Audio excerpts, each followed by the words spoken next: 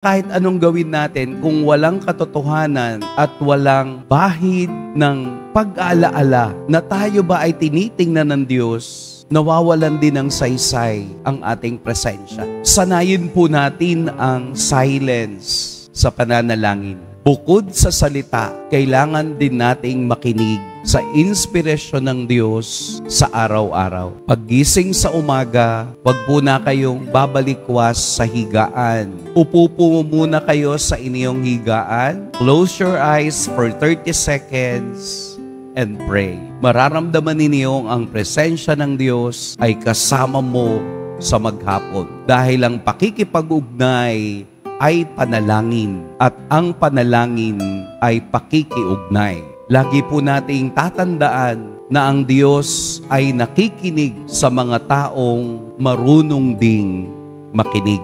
Pagpalain tayo ng poong may kapal.